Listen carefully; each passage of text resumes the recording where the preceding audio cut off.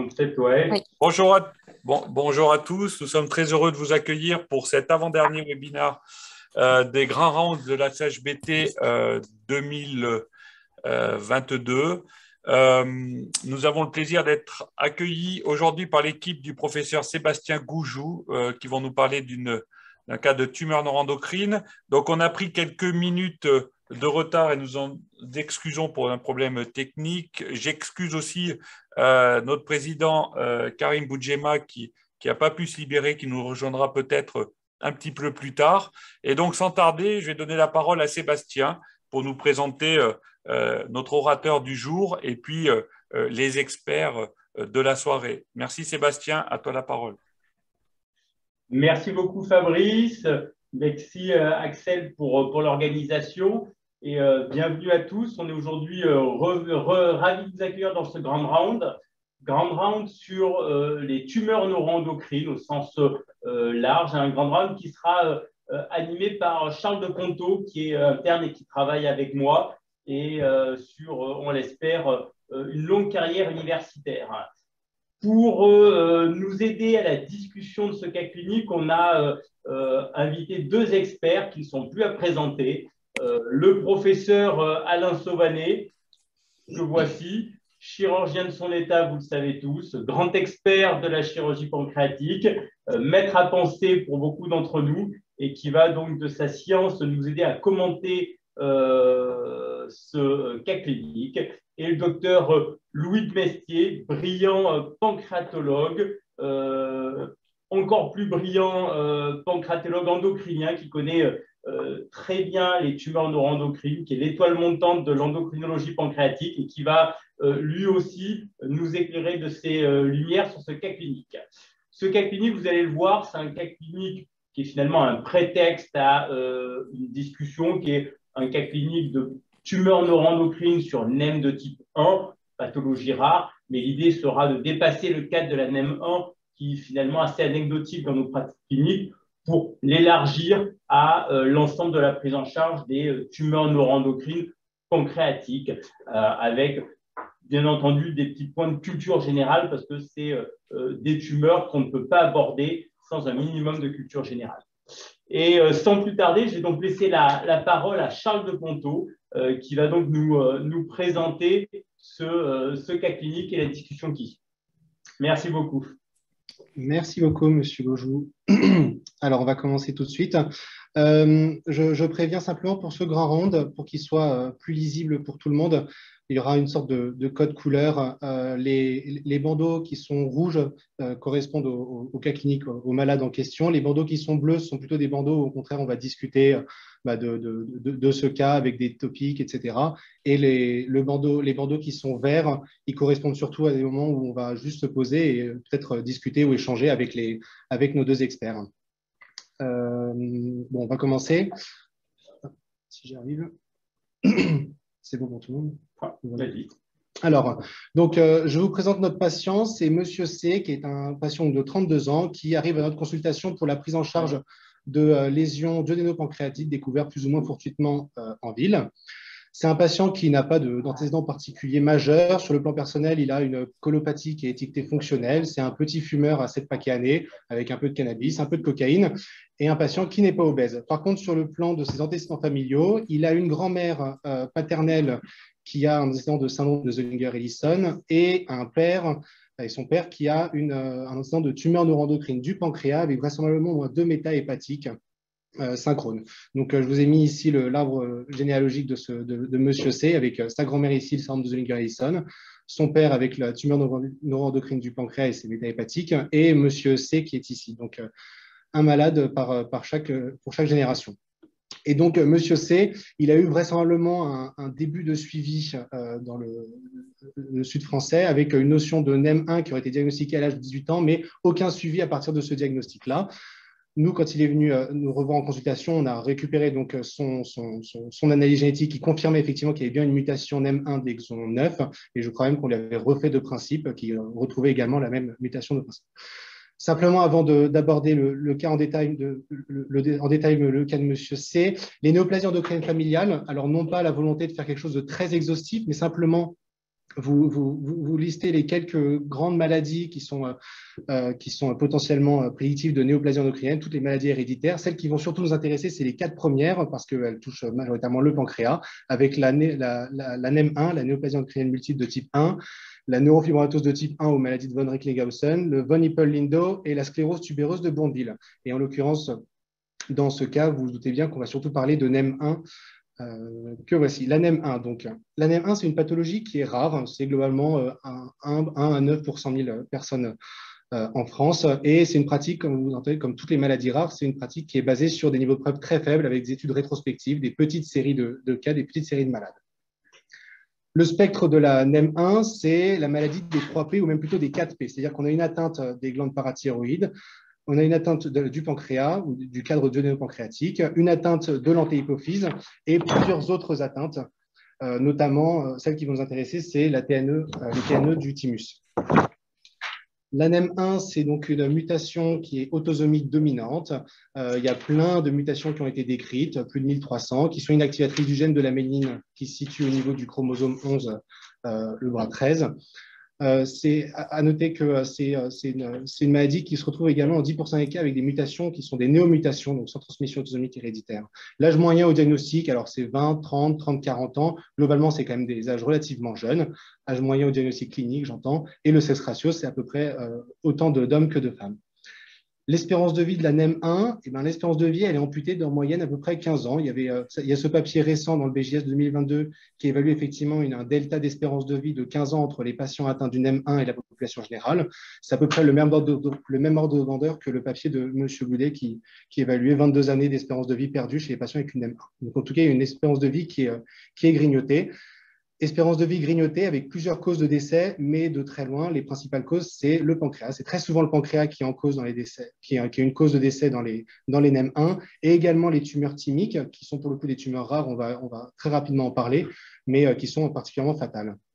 La pénétrance de cette maladie autosomique dominante, elle est importante, elle est à plus de 80%, et dans ce papier, on avait à peu près 75% d'expression clinique passé l'âge de 70 ans, et on remarque que c'est majoritairement des atteintes hyperthyroïdiennes et duodéno-pancréatiques.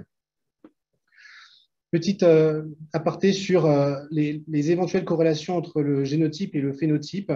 Il y a quelques données dans la littérature qui cherchent finalement à trouver une modification de l'expression phénotypique en fonction des différentes mutations du gène de la ménine. On a vu qu'il y avait plus de 1300 mutations inactivatrices.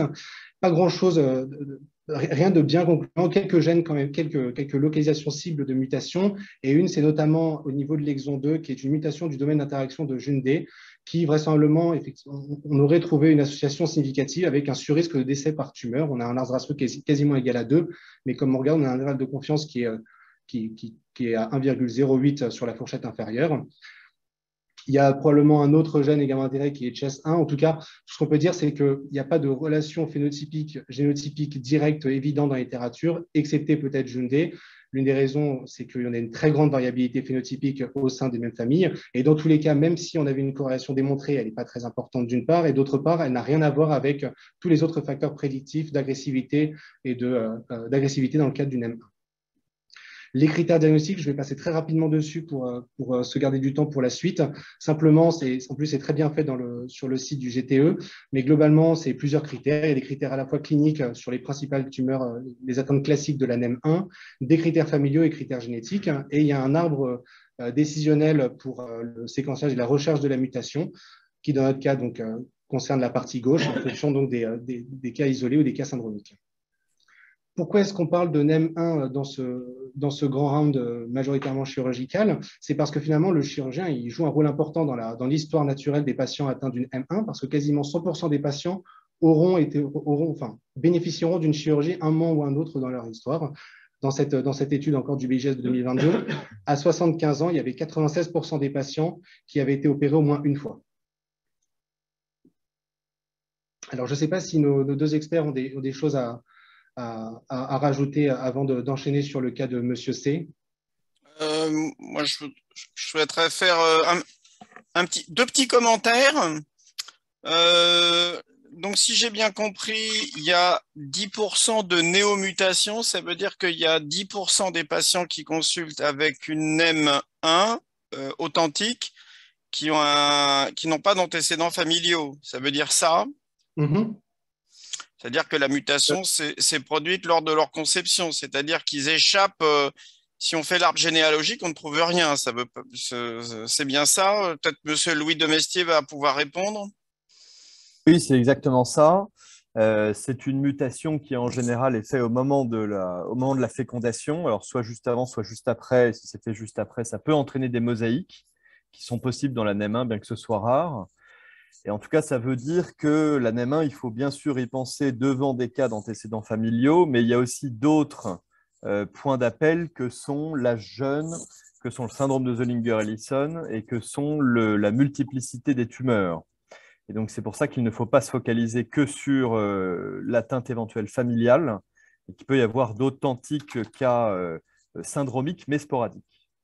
Et on le voit bien dans les indications du séquençage de la ménine que Charles nous a mis, où effectivement, il y a le contexte syndromique, il y a le contexte familial, mais tout Zollinger-Ellison doit être séquencé. Toute tumeur neuroendocrine pancréatique chez une personne de moins de 50 ans doit être séquencée, tout comme toute hyperparathyroïdie primitive avant 50 ans ou avec une atteinte multiglandulaire, il faut savoir y penser. Donc, les indications du séquençage vont au-delà du pur ce contexte syndromique et familial. Exactement. Je rajouterais juste que Charles a à juste titre apporté la justification de cette démarche, c'est que les patients atteints d'une NEM1 ont une survie qui est significativement diminuée par rapport à la population générale, et donc que c'est très important, si un patient a une NEM1, qu'on puisse lui diagnostiquer. Okay. Merci beaucoup. Et oui. un deuxième petit commentaire, dans les causes de décès des patients avec NEM1, il y a certes les maladies tumorales, mais il y a un petit peu la chirurgie quand même. Alors, je sais que ce sont des chiffres un peu anciens, mais c'est important de le rappeler parce qu'à un moment, on va sûrement parler des indications thérapeutiques et donc elles sont un peu sélectives, les indications thérapeutiques, les indications chirurgicales, en tout cas sur le pancréas. Et une des raisons pour lesquelles elles sont sélectives, c'est que si on opère tous les malades, forcément, on va en perdre un ou deux de complications post-opératoires. C'est le petit message que je voulais rappeler.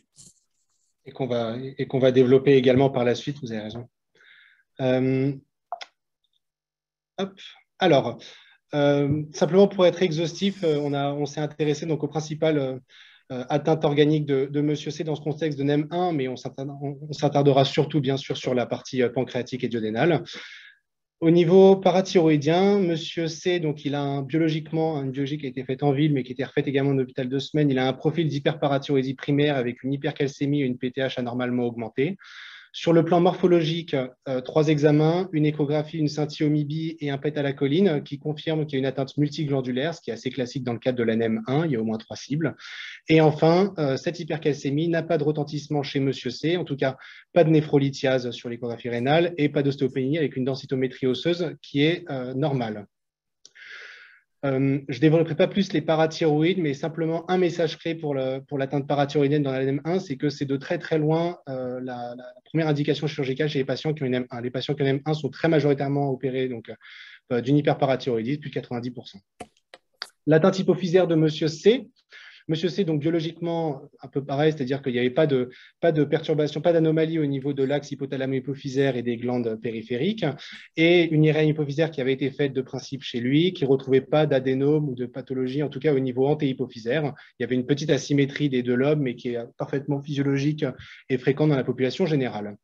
L'atteinte hypophysaire dans les maladies, dans les NEM1, c'est une atteinte, donc c'est majoritairement un adénome hypophysaire, c'est-à-dire un adénome hypophysaire, dans un peu plus d'une trentaine de pourcents des cas de NEM1. Le sexe ratio, c'est un tout petit peu plus les femmes que les hommes, avec un âge moyen qui est encore jeune, qui est vers 35 ans. Le type de lésion, en premier, c'est des prolactinomes, et en deuxième et loin derrière, c'est des tumeurs qui sont non fonctionnelles. C'est des prolactinomes. Il y a quelques années, on pensait que c'était une maladie qui était très grave, avec des tumeurs très agressives. très agressif. Finalement, on est revenu un petit peu là-dessus. On se rend compte que l'agressivité tumorale de ces adénomes hypophysaires dans le cadre d'une NEM1 est quand même moins importante que dans les formes sporadiques. L'une des raisons également, c'est que c'est majoritairement des microadénomes, dans 60% des cas, dans les atteintes hypophysaires de NEM1, et donc pas des macroadénomes avec les complications inhérentes aux macroadénomes, notamment le retentissement chiasmatique, l'hémianopsie latérale homonyme, etc. Au contraire, c'est plutôt donc des prolactinomes chez qui on peut proposer un traitement médical par agoniste dopaminergique notamment, et qui marche bien. Et donc, voilà, simplement un message clé, c'est que c'est moins grave que ce qu'on pensait, c'est des progressions qui sont rares et des microadénomes. Au niveau thymique, chez Monsieur C, donc, plusieurs imageries ont été faites, un scanner en coupe et des imageries nucléaires. Globalement, tout ça pour dire qu'il n'y avait pas de lésions thymiques retrouvées sur l'ensemble de ces imageries chez Monsieur C. L'atteinte thymique dans la NEM1, c'est une atteinte qui est assez rare, c'est 2-3% des cas de NEM1. Le sexe ratio, par contre, est très, très en faveur des hommes. C'est 20 hommes pour une femme. Globalement, c'est 98% des hommes dans les différentes séries, notamment celle de M. Boudet, avec un âge moyen qui est de 43 ans, qui est un peu plus élevé, probablement également dû au fait que les atteintes thymiques, elles sont souvent asymptomatiques et de découverte un peu plus fortuite. Les examens qu'on propose, c'est des examens qui fonctionnent très bien avec une bonne performance pour diagnostiquer les lésions thymiques, et il n'y a pas de spécificité en termes de marqueurs ou de spécificité clinique.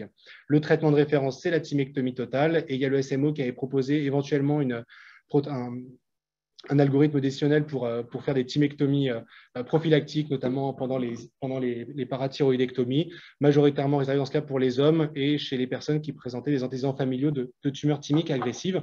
En tout cas, l'élément le plus important dans les atteintes thymiques, c'est le pronostic qui est très sombre, la survie à 10 ans évaluée à 36%. Voilà. Donc, le take-home message des atteintes thymiques, c'est savoir que ça tue, et ça tue souvent les hommes, vu que c'est majoritairement les hommes qui sont atteints. Je ne sais pas si nos experts ont des éléments à rajouter ou… J'avais un commentaire sur l'hyperparathyroïdie. C'est effectivement l'atteinte la plus fréquente dans la NEM1, et qui plus est une atteinte qui présente une pénétrance vraiment très élevée, puisque aux alentours de l'âge de 55-60 ans, la pénétrance elle est supérieure à 90%. Et donc, ça en fait un outil potentiellement diagnostique, je dirais, de screening. Lorsque l'on voit un patient en consultation qui a une tumeur neuroendocrine pancréatique et qui est âgé de plus de 50-55 ans, globalement, s'il a un bilan phosphocalcique qui est parfaitement normal, la probabilité pour qu'il ait une NEM1 devient assez faible. Et donc, c'est un outil qui est vraiment intéressant en routine avec des moyens très simples.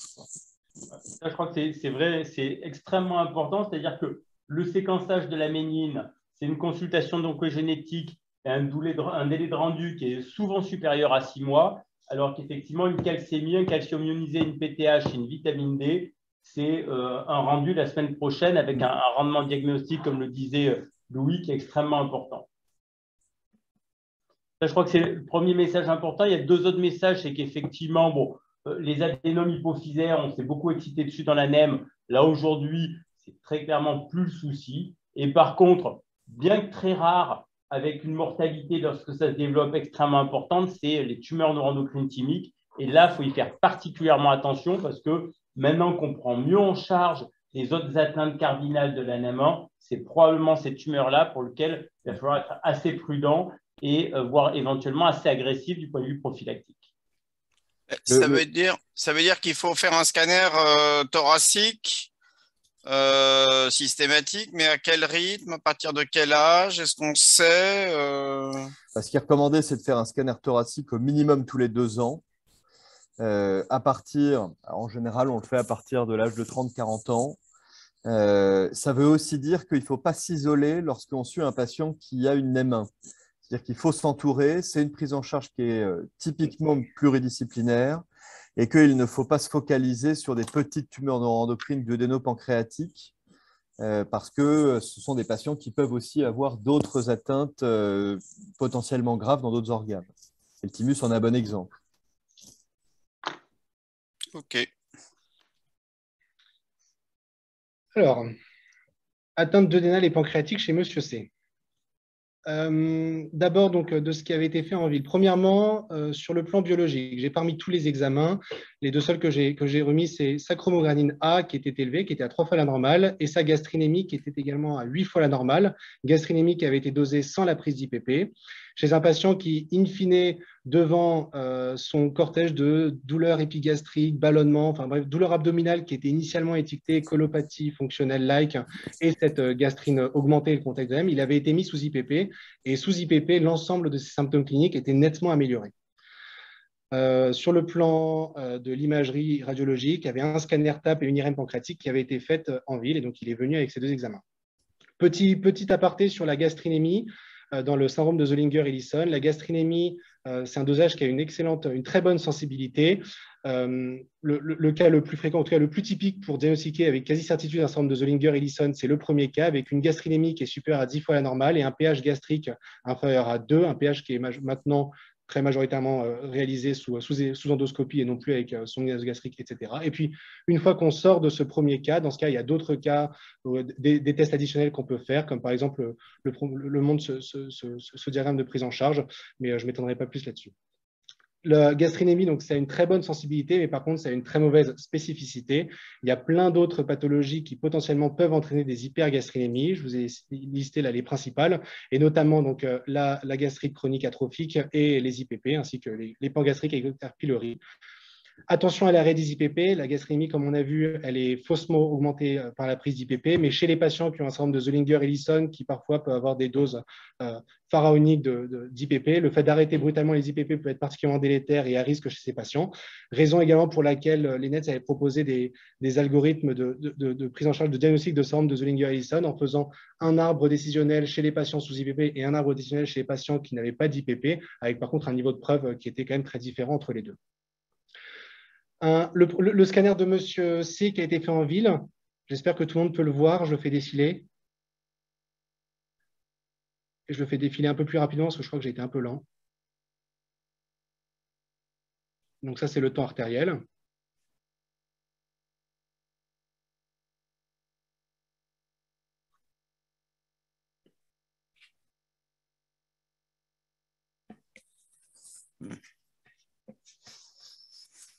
Et vous pouvez me croire que sur le temps sous-mésocolique, il n'y avait rien de particulier. Et je mets le temps portal également.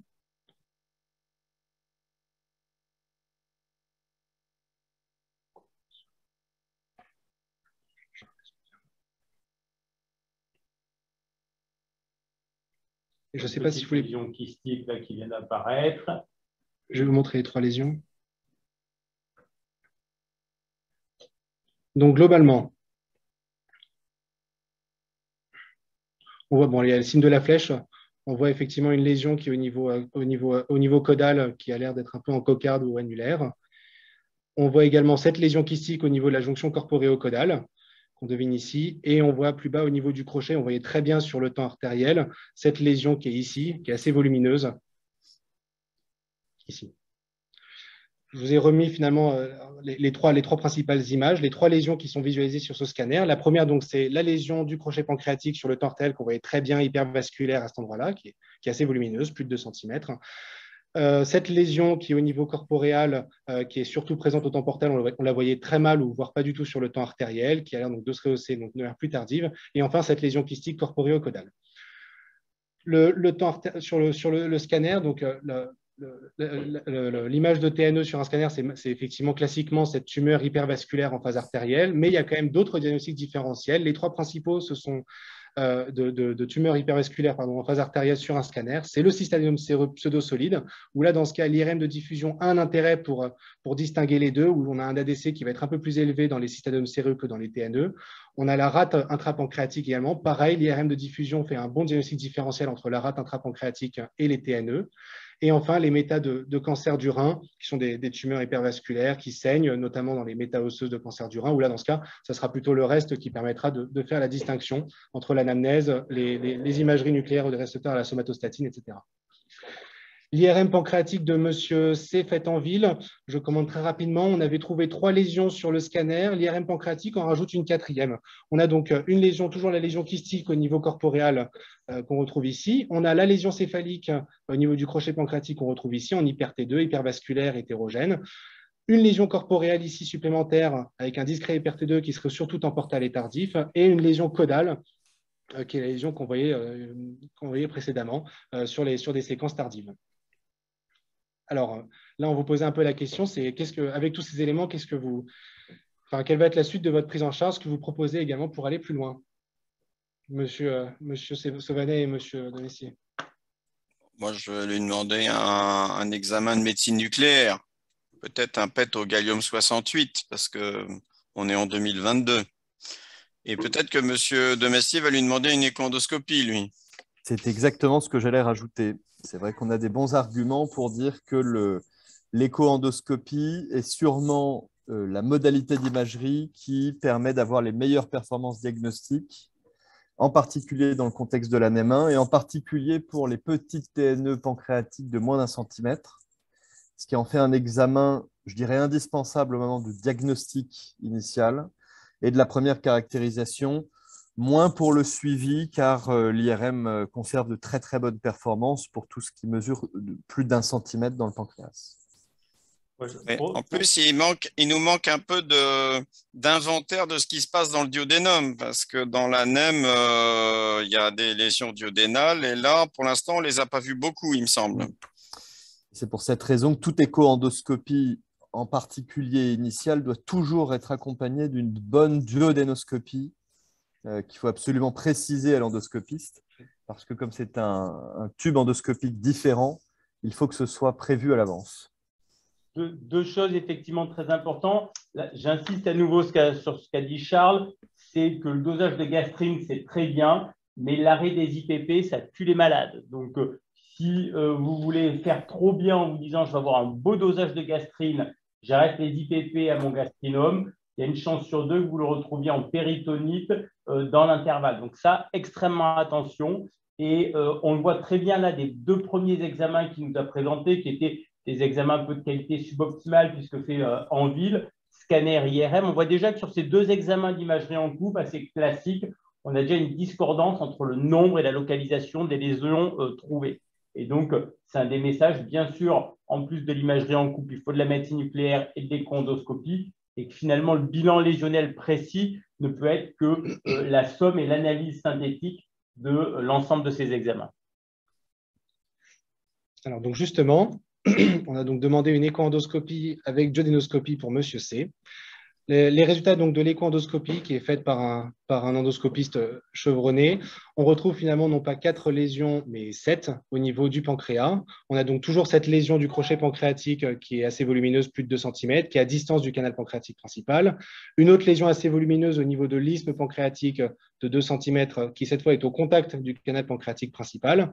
Et après, d'autres lésions qui font moins de 2 cm, qui sont à distance du canal pancréatique principal, et une toute petite lésion de la queue qui est collée au canal pancréatique principal, mais bon, plus anecdotique parce que elle est vraiment dans le pédicule splénique. En tout cas, pas d'adénopathie visible sur l'échoendoscopie, pas de dilatation canalaire de la voie biliaire principale ou du canal pancréatique principal, et pas de lésion hépatique a priori sur l'échoendoscopie. L'endoscopiste a donc également réalisé une duodénoscopie qui retrouve en plus une lésion bulbaire sous-muqueuse de 10 mm, rien au niveau de la papille et a priori pas d'autres lésions macroscopiquement visibles par la duodénoscopie sur le cadre duodénal. Et il s'est permis donc de faire une ponction de la lésion la plus accessible, qui était la lésion isthmique de 20 mm. Et l'ANAPAT répond TNE du pancréas bien différencié de grade 1 avec un Ki67 inférieur à 2%. Après cette ponction, le patient a fait une pancréatite aiguë, c'était TSI4, qui a été d'évolution assez rapidement favorable, une hospitalisation de 4 jours. Et je peux vous dire déjà que les différentes imageries à distance de la pancréatite montrent qu'il n'y a aucune séquelle de la pancréatite, pas de malformation vasculaire, pas de pseudokyste, etc. Juste, le docteur de Messier en a déjà parlé sur les performances de l'échoendoscopie dans les TNE du pancréas. Effectivement, l'échoendoscopie a une très bonne performance par rapport aux autres examens paracliniques dans les TNE du pancréas et d'autant plus dans la NEM 1 avec les petites lésions. À noter également que c'est un examen qui est quand même performant à la fois pour les tumeurs de la tête, 96%, et à la fois pour les tumeurs du corps et de la queue du pancréas. Elles sont effectivement supérieures à l'IRM pour les petites TNE du pancréas de moins de 1 cm, tandis que passé 1 cm, probablement que la performance des deux examens est à peu près sensiblement la même. Et donc, on privilégiera l'IRM dans le suivi. Mais l'intérêt de l'écho-endoscopie, c'est que ça nous permet de faire des prélèvements histologiques avec des ponctions plus ou moins biopsie, avec une bonne sensibilité pour le diagnostic. À noter quand même qu'il y a certaines données dans la littérature qui montrent qu'on a parfois un risque de sous-estimation du Ki-67 sur des ponctions, à l'inverse du Ki-67 sur la pièce d'un pas définitive. Et le fait de faire une écho-endoscopie, dans le même temps, durant la même AG, ça nous permet de faire en plus une duodénoscopie. Donc, beaucoup d'arguments pour solliciter les gens à faire une écho-endoscopie dans les TNE du pancréas et encore plus dans le contexte de NEM. Au niveau des imageries nucléaires qu'on a demandé en plus, tout d'abord un octréoscan. L'octréoscan, il y a une seule lésion qui fixe, qui est la lésion au niveau du crochet pancréatique, la volumineuse lésion. Il n'y a pas d'adénopathie a priori sur cet octréoscan et il n'y a pas d'autres lésions qui fixaient le traceur de l'octréoscan. On a également demandé un TEP d'Otatoc qui est un peu plus informatif, sans grande surprise par rapport à l'octréoscan, qui fixe d'une part au niveau du duodénum sur la lésion au niveau du D1, 4 lésions du pancréas, au niveau du pancréas qui fixent également. Le foie, on n'a pas retrouvé de lésion qui fixait et il y a peut-être un doute sur une adénopathie au niveau du pédicule hépatique qui fixerait au Otatoc également. Les examens d'imagerie nucléaire, là, on va majoritairement parler, on va seulement parler des examens qui concernent donc la partie upper GI, le début de l'intestin. Donc, le DOPA, comme vous le savez, c'est un examen qui est très performant et plutôt pour les TNE de l'intestin grêle ou sous-mésocolique. Et donc, sinon, dans les examens d'imagerie, il y a deux grandes catégories. On a des examens avec des traceurs spécifiques. Dans notre cas, c'est plutôt des traceurs qui fixent les récepteurs de la somatostatine et des examens de médecine nucléaire avec des traceurs non spécifiques, avec en tête de colonne le PET-FDG. Le PET-FDG, on parle un petit peu maintenant, mais j'en reparlerai après. C'est un examen qui a surtout une valeur pronostique et on verra pourquoi. La seule exception, c'est un intérêt diagnostique, notamment dans les tumeurs qui sont les tumeurs qui sont peu différenciées ou très avancées, les carcinomes neuroendocrines ou les TNE de grade 3. L'une des raisons, c'est parce que plus la tumeur est… Il y a plusieurs raisons, mais une des raisons, c'est que l'expression des récepteurs à la somatostatine à la périphérie des cellules diminue au fur et à mesure que la tumeur devient de moins en moins différenciée, ce qui fait qu'on a plus volontiers des examens des récepteurs à la somatostatine qui perdent en termes de capacité de captation et de fixation, tandis que le PET-FDG, lui, au contraire, augmente. Donc, il a un intérêt justement dans ces tumeurs plus évoluées. Et sinon, au niveau des différents examens d'imagerie qui fixent les récepteurs à la somatostatine, en tête de ligne, donc c'est l'octréoscan et le Dotatoc, sachant que dans la littérature, le PET Dotatoc a une meilleure performance, une meilleure sensibilité et spécificité que l'octréoscan, notamment pour les tumeurs pancréatiques. Et les deux autres arguments en faveur du Dotatoc, c'est que d'une part, c'est un examen qui est moins irradiant. On est à peu près à 2,3 millisieverts contre 12 millisieverts avec l'octréoscan. Et c'est un examen qui est beaucoup plus rapide. En une heure, c'est fait, tandis qu'avec l'octréoscan, c'est 24 heures après l'injection. J'ai une petite question pour Louis de Mestier. C'est vrai que c'est un dossier pour lequel l'octréo a été réalisé. On voit très bien sur les clichés qu'on vous a présentés, puis sur l'analyse de la littérature, la sensibilité, la spécificité, le fait que tout soit couplé à un scanner avec le Dotatoc. Quelle est la place aujourd'hui encore de l'octréoscan? Est-ce qu'il faut… Là, on avait dit première intention, deuxième intention, c'est une diapo qui est un peu vieille. Est-ce qu'il y a encore une place dans le bilan des TNE à l'octréoscan? Très clairement, pour moi, la réponse est non. Et pour moi, l'octréoscan n'a plus aucune place aujourd'hui en France dans la prise en charge des patients avec tumeurs neuroendocrines, d'ailleurs, quel que soit le primitif, parce que la TEP au gallium est devenue maintenant beaucoup plus disponible et comme Charles l'a bien souligné, c'est vraiment ça de très très bonnes performances diagnostiques. On fait tout en un seul temps, alors qu'avec l'octréoscan, il y avait un temps immédiat, donc une acquisition à 4 heures et une acquisition à 21 heures, donc on devait faire revenir le malade le lendemain. Il fallait qu'il prenne des laxatifs, c'est beaucoup plus irradiant. Je crois que vraiment, c'est maintenant devenu injustifiable de ne pas faire la TEP au gallium et de se contenter d'un octréoscan. Donc moi, pour corriger cette diapositive, je mettrais vraiment la TEP au gallium en première intention. Et plus aucune indication de l'octréoscan, on est d'accord. Exactement. Le deuxième commentaire qu'on peut faire sur cette diapositive, c'est que certes, la TEP-FDG a longtemps été considérée comme l'examen de médecine nucléaire de première intention pour les formes soit peu différenciées, donc les carcinomes, soit les formes bien différenciées à MIB-élevé. Je crois qu'on est un peu en train d'en revenir parce que beaucoup plus intéressante que son intérêt diagnostique, la TEP au FDG a réellement un impact pronostique. Charles l'a montré sur la diapositive de l'écho-endoscopie. Il y a une grande hétérogénéité intratumorale du Ki-67. on peut sous-estimer l'index Ki-67 avec une ponction biopsie, alors que la TEP-FDG permet de faire un examen non invasif de toute la tumeur, voire de toutes les localisations tumorales. Et je dirais que chez les tumeurs dont on pense qu'elles ont un bon pronostic et un MIP bas, bah, finalement, lorsque ça peut faire changer la prise en charge, la TEP-FDG peut réellement avoir un impact. Par exemple, une petite tumeur endocrine qui ferait tout juste 2 cm, là je parle d'un contexte sporadique, lorsqu'on hésite entre l'adresser à un chirurgien ou bien continuer de la surveiller, eh bien, lorsqu'elle fixe intensément en TEP-FDG, pour moi, c'est plutôt un argument pour l'adresser au chirurgien. Donc, on est un peu en train de revenir de ce paradigme, et je crois que l'utilisation de la TEP-FDG est désormais de plus en plus large. Il ne faut pas avoir cette idée qui traîne encore un peu, c'est que quand ça fixe au gallium, ça ne fixerait pas au FDG, c'est faux. On peut avoir des tumeurs bien différenciées qui vont justement fixer au PET gallium et qui fixeront au FDG. Et ce qui souligne ce que vient de dire Louis, c'est effectivement un marqueur pronostic extrêmement intéressant. Alors, simplement avant de parler du PET-FDG, simplement une slide pour montrer que en l'occurrence pour PET gallium ou pour l'extrascan, il y a des faux positifs des imageries des récepteurs à somatostatine. Les grands classiques, c'est le crochet pancréatique, ou dans ce cas, pour faire la distinction entre un crochet avec une fixation physiologique versus pathologique, on privilégie non pas le SUV, mais majoritairement la morphologie. Si on a plutôt une fixation qui est oblongue, qui est allongée, c'est plutôt en faveur d'un caractère d'une fixation physiologique et non pas pathologique. L'autre faux positif classique, c'est la rate accessoire.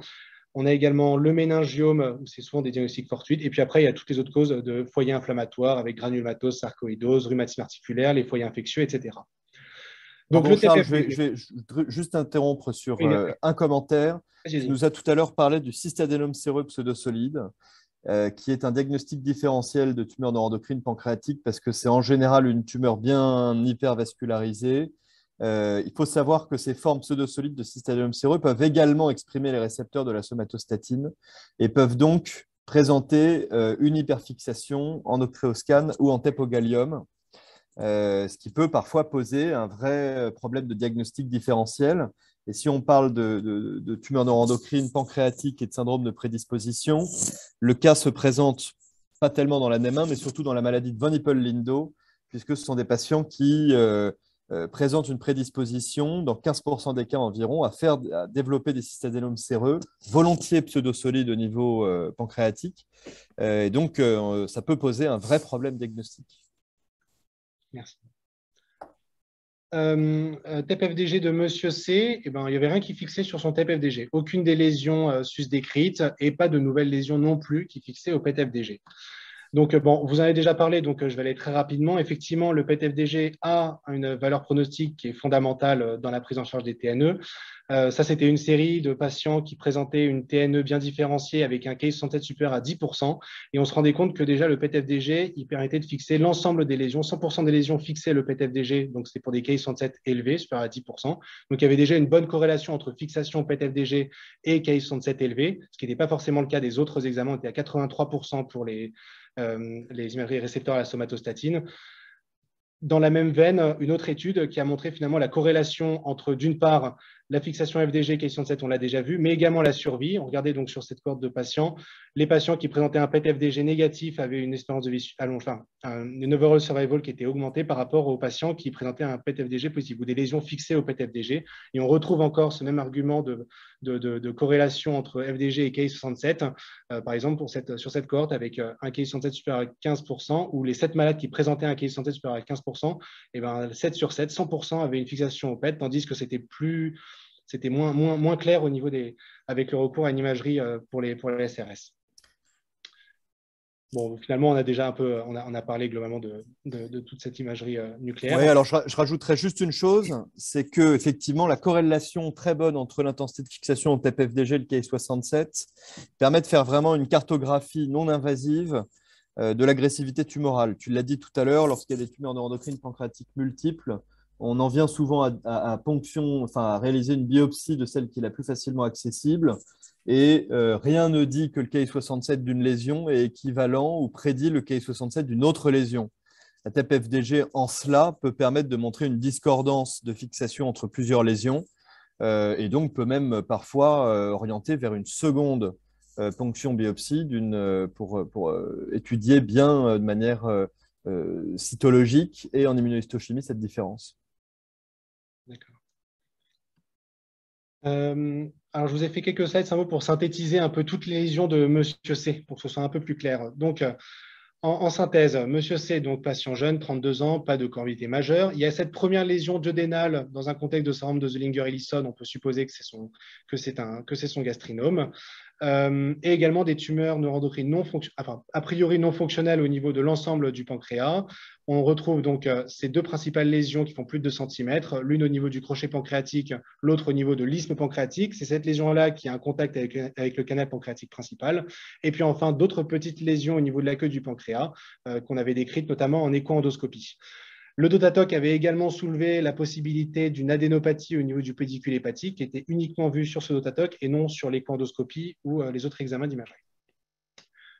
Donc voilà un peu la cartographie des différentes lésions de Monsieur C sur ce schéma. On se tourne de nouveau vers vous et qu'est-ce que vous proposez alors comme prise en charge, discussion d'une intervention chirurgicale? Monsieur Sauvanet, est-ce que peut-être que pour mieux discuter, si vous pouvez réafficher le diagramme précédent? Bon. Alors, qu'est-ce que je vois là-dedans? Je vois la tumeur responsable des symptômes du malade, c'est la tumeur violette. Ça serait bien de l'enlever. Je vois une tumeur qui est associée à un risque, on va dire, d'une certaine agressivité histologique. C'est la tumeur la plus volumineuse parce que quand les tumeurs font plus de 20 mm de diamètre, qu'elles soient développées dans le cadre du NEM ou sporadiques, eh bien le risque, je parle des tumeurs non fonctionnelles, hein, le risque, c'est qu'elles soient associées à des métastases ganglionnaires. C'est d'ailleurs aussi le cas du gastrinome duodénal, parce que les gastrinomes, ils sont souvent N+. Alors, je ne saurais pas chiffrer le taux de N+, de la localisation, enfin la probabilité de N+, de la lésion duodénale qui est le gastrinome, mais comme ça à la louche, je dirais que c'est au moins 20-25%. Hein. Je vois une boule qui n'est pas inucléable et qui a déjà un volume assez conséquent, c'est celle qui est au niveau de l'isthme. Elle n'est pas inucléable parce qu'elle est au contact du canal de Wirsung. Voilà. Et puis ensuite, je vois 5 petites boules, 5 petites tumeurs neuroendocrines qui sont a priori plus gentilles et peu probablement associées à une agressivité histologique. Si on chiffrait le taux de N+, pour ces lésions, c'est, je dirais, moins de 10%. Pour les plus petites, c'est probablement 0. Et puis, il y a il y a l'envahissement ganglionnaire qui, comme ça, statistiquement, est assez probable du fait du gastrinome et de la grosse boule de 23 mm. Et quand on met tout ça dans la même boîte et qu'on secoue, on a envie de faire à ce patient une résection pancréatique réglée qui enlèverait la tumeur fonctionnelle, la tumeur la plus agressive histologiquement, la tumeur qui ferait un curage ganglionnaire. Et puis, j'aurais tendance à dire, au prix d'une résection parenchymateuse à peine plus importante, la tumeur déjà assez volumineuse, pas énucléable. Voilà, c'est comme ça que je raisonnerais. Donc, on lui laisserait la queue, la moitié du corps, peut-être. Voilà. Lui laisser la lésion isthmique, c'est possible, hein, mais je suis pas sûr qu'on se complique pas la vie pour le suivi de ce malade. C'est-à-dire que le jour où on va le revoir en consultation, qu'on va voir son Wirsung se dilater, comme ça arrive souvent après des PC, on aura du mal à savoir s'il se dilate parce que l'anastomose pancréatico-digestive est en train de se sténoser ou si la tumeur commence à avoir des effets franchement compressifs sur le Wirsung. Voilà. C'est comme ça que je raisonnerais. Donc, globalement, une DPC assez élargie à gauche. Oui, une DPC enlevant le milieu du pancréas, voilà, enlevant la jonction isthme-corps, quoi, si on peut dire jonction isthme-corps. Alors, je reprenais un peu quelques idées, en tout cas quelques propositions de chirurgie qu'on aurait pu envisager éventuellement. Je ne dis pas qu'elles sont toutes bonnes, hein, mais qu'on aurait pu envisager chez Monsieur C. On aurait pu, par exemple, envisager une crochectomie, une énucléation de cette lésion du crochet associée à une goniotomie, l'exérèse de son gastrinome. Ça a quelques avantages, c'est qu'au moins, on préserve du parenchyme pancréatique, donc il y a peu, voire pas d'insuffisance pancréatique endocrine et exocrine, pas trop de complications. Par contre, effectivement, le problème, c'est que ça laisse en place au moins une TNE qui est volumineuse, qui fait plus de 20 mm. D'autre part, on n'aura pas un parfait staging ganglionnaire parce que ce geste n'est pas propice à un bon curage ganglionnaire. Et la lésion duodénale, c'est-à-dire qu'on fera une duodénotomie, on explorera au mieux le cadre duodénal avec palpation, duodénotomie, etc. Mais on n'est pas à l'abri de laisser quelques petites lésions duodénales non visualisables en péropératoire. L'autre possibilité, sinon, c'est effectivement de faire déjà une DPC. Le DPC, l'avantage, c'est que cette fois, il y a un curage associé, donc bon staging ganglionnaire. On résègle tout le cadre duodénal, donc comme ça, on embarque le gastrinome et d'éventuelles autres lésions type gastrinome duodénal qu'on n'aurait pas vu en péropératoire. Les inconvénients, c'est que par contre, encore une fois, on laisse cette TNE isthmique de plus de 2 cm. La DPC également associée à une insuffisance pancréatique exocrine endocrine au moins 20% après DPC, les complications post-opératoires inhérentes à la DPC et l'anastase biliodigestive. J'en parle maintenant parce que je n'en reparlerai pas après. L'anastase biliodigestive, c'est quelque chose qu'il faut prendre en compte dans le sens où c'est des patients qui, on ne sait jamais dans l'évolution ultérieure de la maladie de Monsieur C, mais peut-être que Monsieur C, ça a amené à avoir une évolution métastatique, hépatique par exemple, et le fait d'avoir une anastase biliodigestive limite certaines thérapeutiques et hépatiques ultérieures, notamment de chimioembolisation, artérioembolisation, qui sont contre-indiquées après une acidose biliodigestive du fait du surrisque septique et ischémique. Donc, c'est quelque chose qu'il faut peut-être avoir également en tête dans la décision thérapeutique. L'autre possibilité, c'est ce que M. Sauvanet proposait, c'est de faire une DPC poussée à gauche, où là, pour le coup, à la fois, on a un bon staging ganglionnaire parce qu'on a un curage, on enlève les plus volumineuses TNE de plus de 2 cm, on résèque en plus le cadre duodénal dans le cas de gastrinome et de NEM1. Mais les inconvénients, effectivement, c'est l'insuffisance pancréatique qui est encore un peu plus élevée, les complications post-opératoires de la DPC, l'anastase biliodigestive, je n'y reviens pas. Après, bon, plus également envisageable. On a sinon la pancréatectomie centrale pour retirer la lésion isthmique au contact du canal pancréatique principal, donc qui par définition n'est pas énucléable. La crochectomie, énucléation de la lésion du crochet, la duodénotomie pour l'exérèse du gastrinome. Ça nous permet d'enlever toutes les grosses TNE. Sur le plan fonctionnel, on ne retire pas trop de parenchyme pancréatique, mais par contre, les complications post-opératoires de la pancréatectomie centrale, le mauvais staging et encore une fois, les lésions duodénales éventuellement non vues. Et enfin, l'avant-dernière proposition chirurgicale, ça aurait été sinon de faire une pancréatectomie gauche un peu élargie à droite, une crochectomie et énucléation donc de la lésion du crochet pancréatique, et encore une fois, cette duodénotomie exérèse du gastrinome. Ça permet de retirer toutes les lésions, toutes les volumineuses TNE. Ça permet de faire un staging ganglionnaire avec le RAMPS, mais les inconvénients, les complications post-opératoires de la pancréatectomie gauche, l'insuffisance pancréatique qui est probablement encore plus importante que 40%, et encore une fois, ces lésions duodénales. Et enfin, la dernière alternative, la dernière proposition éventuellement, c'est la duodénopancréatectomie totale. Pour le coup, on retire toutes les tumeurs pancréatiques et duodénales. On fait un staging ganglionnaire avec le curage ganglionnaire. Les inconvénients, l'insuffisance pancréatique, elle est clairement de 100%, et toutes les complications liées à la DPT également.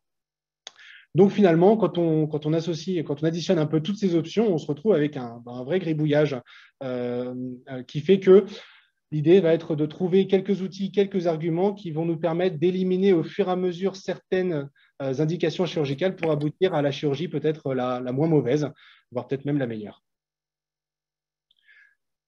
Avant, donc, pour commencer à parler un petit peu des différentes solutions thérapeutiques en fonction des différentes tumeurs, un petit rappel pour cadrer un petit peu les tumeurs neuroendocrines du pancréas et l'épidémiologie, parce que l'épidémiologie des TNE, elle a quand même... Elle a été transformée sur les 40 dernières années. C'est-à-dire qu'on a une incidence qui est croissante des TNE du pancréas. Cette incidence croissante, c'est surtout les petites TNE du pancréas de moins de 2 cm qui sont maintenant diagnostiquées plus volontiers à un stade d'incidentalome. Et ça, c'est principalement dû à l'imagerie, où on a un accès à l'imagerie beaucoup plus important, des performances diagnostiques également plus importantes.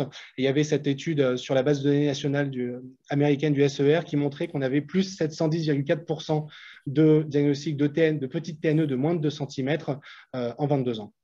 il y a ce schéma qui est un joli schéma, je trouve, qui montre bien le paradigme, où à la fois on voit ici l'ensemble des néoplasies, qui est globalement dans une certaine constance, voire en légère hausse sur les dernières années.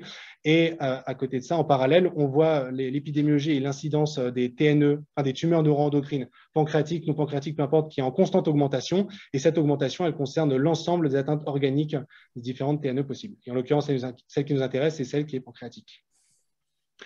Je vous ai dit, donc c'est majoritairement des tumeurs neuroendocrines de petite taille au stade d'un centallome, et c'est encore majoritairement des tumeurs neuroendocrines non fonctionnelles dans 75% des cas. Et puis après, dans les 25 autres pourcents, on trouve les autres tumeurs neuroendocrines fonctionnelles, insulinome, gastrinome, dont l'un est devant l'autre, fonction si c'est un malade, une atteinte sporadique ou une atteinte dans le cadre d'une M1. Mais en tout cas, c'est de très loin les TNE non fonctionnelles qui sont les principales tumeurs dans ce contexte. La survie des tumeurs neuroendocrines du pancréas, globalement, c'est une survie qui est plutôt bonne. C'est une survie qui est plutôt bonne. Je vous montre ici, c'est une étude de Freeling qui montrait un petit peu la répartition sous forme de camembert des différentes atteintes organiques de TNE. La numéro 1, ça reste les TNE de l'intestin grêle, on est à 28%. Par contre, les atteintes métastatiques sont autour de 40% pour les atteintes intestinales, pancréatiques et coliques. Et cette atteinte métastatique hépatique, c'est vraiment un tournant évolutif dans la maladie de neuroendocrine, des tumeurs neuroendocrines, qui fait qu'au sein même du pool de tumeurs neuroendocrines, il y a certaines tumeurs qui vont être plutôt avec un phénotype un peu indolent, qui vont rester relativement stables, et on va en discuter, et au contraire d'autres tumeurs qui sont au contraire très agressives, qui vont plus volontiers donner des métastases ganglionnaires plus hépatiques. Et donc, il y a une certaine hétérogénéité. On essaie au mieux de trouver différents facteurs prédictifs de ces TNE qui sont agressives et qui ne sont donc pas indolentes. Les principaux qui reviennent en littérature, mais il y en a d'autres, c'est d'une part la présence tumorale, on est d'accord, mais le grade tumoral avec une mise à jour de la classification de l'OMS de 2019, le caractère symptomatique ou non de ces tumeurs neuroendocrines, et enfin la taille tumorale, et on s'attardera notamment sur la taille tumorale pour la discussion thérapeutique. C'est une slide qui redit globalement un petit peu ce que j'ai dit, c'est-à-dire que la survie des TNE est globalement bonne, et je vous ai mis ici la classification OMS de 2019 qui donc distingue les néoplasies endocriniennes en fonction des bien différenciés ou peu différenciés, carcinome neuroendocrine pour les peu différenciés, tumeurs neuroendocrines pour les bien différenciés. Nous, en tant que chirurgiens, celle qui nous intéressera c'est surtout les TNE, les tumeurs neuroendocrines, qui sont réparties en 3 grades selon le Ki-67 ou l'index mitotique, et qui est corrélé parfaitement à la survie globale, une très bonne survie pour les tumeurs de grade 1 bien différenciées, et au contraire, beaucoup plus catastrophique pour les tumeurs de grade 3. On a vu que dans les facteurs prédictifs d'agressivité des tumeurs neuroendocrines non fonctionnelles, la taille comptait. Et effectivement, notamment pour les tumeurs de grade 1, la taille, c'est l'un des principaux facteurs pronostiques qui est parfaitement corrélé avec le risque d'envahissement ganglionnaire et le risque d'envahissement métastatique. Il y a beaucoup de papiers et de données dans la littérature qui ont démontré ça. On vous a mis simplement cette image qui est assez parlante, qui montre que vraiment il y a un cut-off qui a été fixé au moment à 2 cm, où en dessous de 2 cm, on a plutôt des tumeurs avec un envahissement ganglionnaire qui est évalué à moins de 10%, en tout cas plutôt de bons pronostics, et tandis qu'une fois qu'on dépasse ce cut-off de 2 cm, on se retrouve avec des tumeurs qui, au contraire, vont plus volontiers donner un envahissement ganglionnaire supérieur à 10% et toutes les complications qui s'en suivent. Je parle juste sur une slide des TNE du pancréas non fonctionnels de plus de 2 cm, comme ça on élimine ensuite cette partie-là, parce que c'est très simple, le consensus il est très clair, toute tumeur neuroendocrine non fonctionnelle de plus de 2 cm, il y a un risque ganglionnaire qui est important, plus de 10%, c'est une indication chirurgicale formelle. Après, la question va être, quelle chirurgie peut-on proposer? Est-ce qu'on va plutôt proposer une chirurgie, une pancréatectomie plutôt limitée avec une préservation d'organes, dont là, il y aura un objectif de préservation de la fonction pancréatique, ce qu'on pourra éventuellement discuter chez les patients qui ont une longue espérance de vie ou qui ont un risque ganglionnaire extrêmement faible. Sinon, l'autre alternative, et qui est finalement celle qui est généralement la plus souvent choisie, c'est de faire une chirurgie programmée à visée oncologique avec une pancréatectomie standard type DPC ou pancréatectomie gauche. Où effectivement, je vous ai simplement remis, c'est une autre slide qui dit à peu près la même chose, où globalement, il va falloir discuter qu'est-ce qu'on privilégie chez notre patient. Est-ce qu'on privilégie un objectif oncologique avec, dans ce cas, une pancréatectomie réglée standard, dans ce cas, qui associe un bon curage pour un objectif oncologique, mais au détriment d'un mauvais résultat fonctionnel. Je vous rappelle encore les soucis d'anastase biliodicée dans la DPC. Et au contraire, les pancréatectomies plus limitées avec une préservation parenchymateuse, où là, il y a un objectif de préservation de fonction, qui, pour le coup, justement, apporte un bon résultat fonctionnel, mais inversement entraîne d'une part un moins bon curage probablement, un risque de résection R1 plus important, et je ne parle pas des complications inhérentes à la pancréatectomie centrale. Maintenant, on va s'attarder surtout aux tumeurs neuroendocrines non fonctionnelles de moins de 2 cm.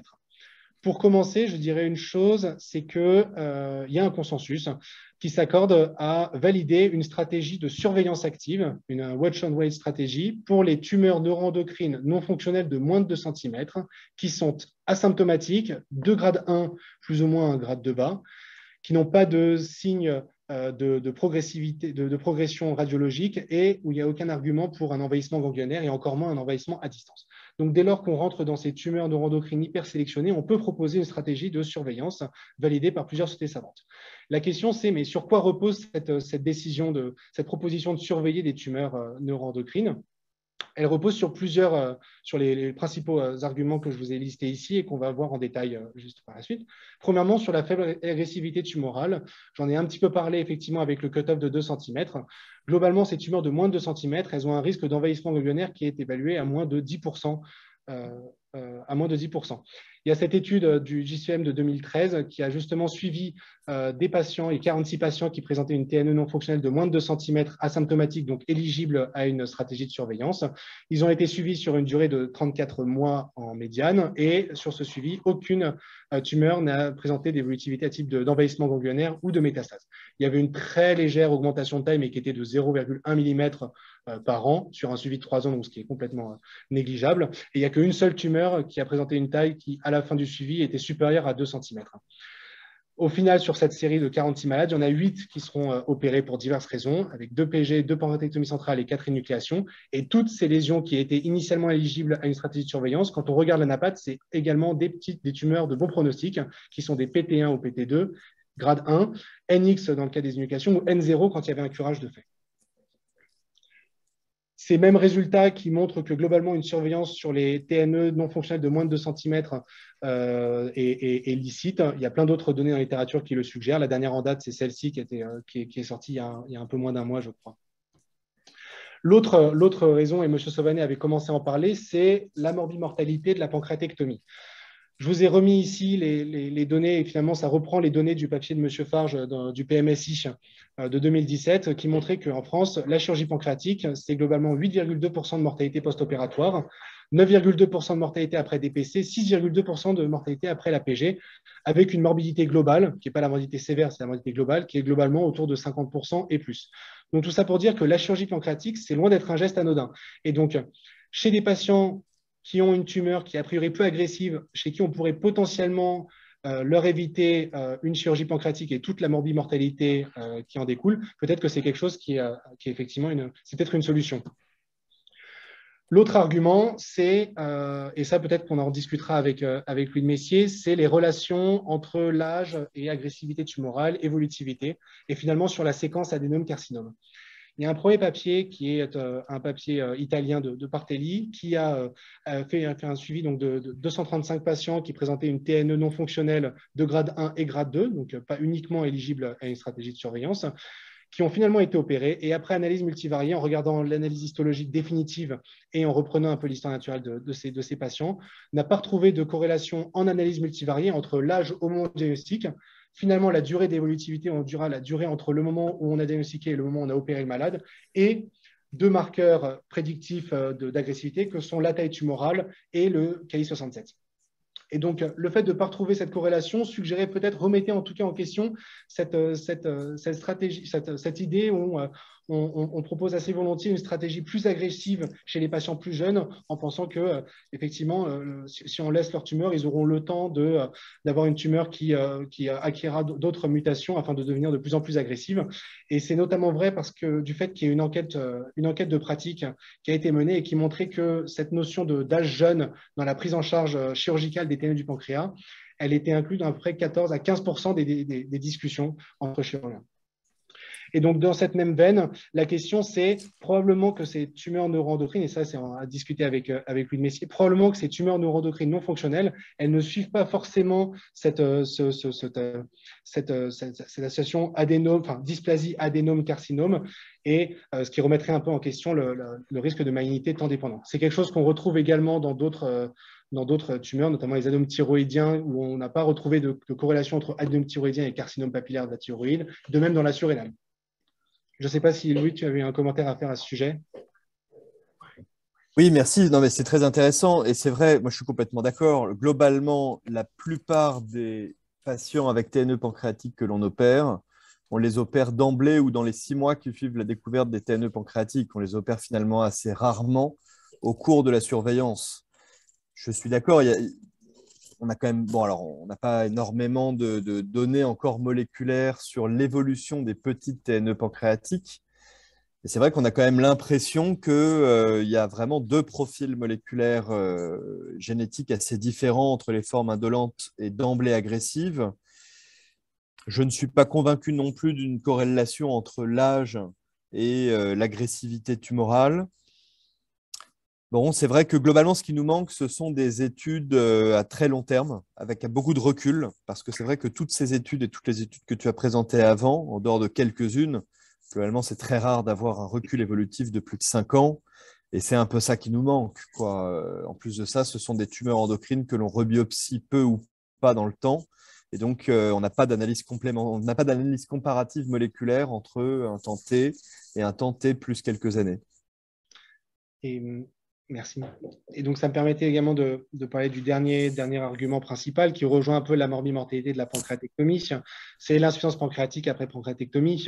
L'insuffisance pancréatique exocrine, finalement, c'est la complication la plus fréquente après pancréatectomie, qui est malheureusement pas très bien documentée dans la plupart des séries, mais insuffisance pancréatique qui entraîne des diarrhées, parfois des diarrhées importantes avec des hydratations, de la dénutrition, des carences vitaminiques, notamment pour les vitamines liposolubles, et finalement altère grandement la qualité de vie des patients. À côté, on a également l'insuffisance pancréatique endocrine avec le diabète, avec toutes les complications micro et macrovasculaires liées au diabète, et le fait que le diabète soit également un enjeu de santé publique et un enjeu économique. Je vous rappelle qu'il y a quand même globalement plus de 3 millions de diabétiques en France, que la première cause de cécité avant 65 ans, c'est le diabète, que la première cause d'amputation non traumatique en France, c'est le diabète, et que la deuxième cause de dialyse en dehors d'une pathologie héréditaire, c'est le diabète. L'autre discussion, peut-être qu'on aura le temps d'en discuter avec lui parce qu'il a travaillé dessus, il avait publié un papier, c'est sur l'association entre diabète post-opératoire et risque de récidive tumorale. Donc peut-être que si on a le temps, on en discutera un petit peu par la suite. Donc finalement, il y a plusieurs arguments qui rendent licite cette stratégie de surveillance pour les tumeurs neuroendocrines non fonctionnelles de moins de 2 cm, asymptomatiques, de grade 1, bien différenciées. Mais attention, plusieurs choses, il faut quand même avoir en tête plusieurs choses. La première, c'est le fait qu'à partir du moment où on décide de ne pas opérer ces malades, on n'aura pas de preuve histologique. Ça, c'est un papier de Beaujon qui a montré que sur les 851 patients réséqués, résection de lésions pancréatiques, sur les 851 échantillons, il y avait 11% de discordance entre le diagnostic préopératoire et le diagnostic post-opératoire définitif. Et pour les TNE, on était à 5%. Donc, à partir du moment où on décide de ne pas opérer ces malades, on fait fi d'une preuve histologique définitive. La deuxième chose, c'est qu'effectivement, la survie globale des TNE du pancréas, elle est plutôt bonne, mais peut-être qu'elle est finalement meilleure après chirurgie. Ça, c'est un papier qui a montré que globalement, pour les tumeurs entre 0 et 2, enfin de moins de 2 cm, qui étaient éligibles à une chirurgie, à une surveillance, quand on les opérait, on avait quand même une survie globale qui était meilleure, avec un hasard ratio qui était de 0,55, là c'est dans l'autre sens. Et après, quand on était dans les analyses en sous-groupe, on se rendait compte que cette différence, elle était effectivement également présente dans les tumeurs entre 1 et 2 cm, mais qu'on perdait cette différence dans les toutes petites tumeurs de moins de 1 cm, ce qui soulève l'une des controverses dans la littérature actuelle, c'est sur le cut-off de 2 cm. Est-ce que ce cut-off, il ne serait pas un peu trop gourmand? Et probablement, peut-être un autre cut-off, peut-être en dessous de 2 cm, serait plus prédictif évidemment du risque d'indolence ou d'agressivité de ces TNE du pancréas. Et donc, il y a plusieurs cut-offs qui ont été proposés dans la littérature, qui ont été validés dans leurs études, dans la série, mais pour l'instant, le consensus a retenu encore les 2 cm de cut-off. Et comme l'a très bien dit Louis, effectivement, la stratégie de Watch and Wait, c'est une stratégie qui est basée sur des données rétrospectives, avec la plupart des études qui ont des suivis médians assez courts, globalement 38 mois. Donc, on a du mal à correctement apprécier l'histoire naturelle de ces tumeurs avec des suivis qui sont pour l'instant assez courts. Peut-être une réponse, ça sera cette étude prospective un peu ambitieuse qui vise à évaluer au moins de 2 bras, un bras de patients surveillés et un bras de patients opérés pour des tumeurs neuroendocrines non fonctionnelles de moins de 2 cm, avec un suivi jusqu'à 6 ans, donc un suivi qui est long, et un critère de jugement qui est la survie sans récidive. La question, ensuite, là, je suis en train de parler des TNE non fonctionnels sporadiques, mais vous allez me dire que monsieur C, c'est un patient qui a une NEM1. Et donc, la question, c'est est-ce que dans les NEM1, c'est la même chose? Et bien, la réponse sera probablement oui dans le cadre des tumeurs neuroendocrines non fonctionnelles. C'est également cette série de 46 TNE non fonctionnels de moins de 2 cm dans un contexte de NEM1. Donc là, on commence à rentrer vraiment dans des cohortes mouchoirs de poche. Mais en tout cas, chez ces malades-là qui ont été suivis sur une période d'au moins 10,7 ans, donc qui n'ont pas été opérés, on s'est rendu compte qu'il y avait quand même 70% de malades stables. On voit ici la fourchette en dessous de 2 cm et 2 cm. Elles sont globalement dans cette fourchette-là, sur un suivi médian de 10,7 années. L'autre chose, c'est un même raisonnement avec un autre papier qui s'est intéressé en comparant des tumeurs neuroendocrines non fonctionnelles surveillées et opérées, où simplement ils ont fait un score de propension pour compenser le fait que dans le groupe opéré, c'était des tumeurs qui étaient légèrement plus agressives que le groupe surveillé, mais on restait dans les TNE de moins de 2 cm non fonctionnels. Et on avait effectivement l'absence de différence sur la survie globale ici et sur la survie sans métastase entre ces deux stratégies. Ils se sont également intéressés avec d'autres cut-offs, entre 2,3 et plus de 3 cm, mais on avait vraiment des chiffres de patients trop faibles, donc difficiles à interpréter pour le reste de ces résultats.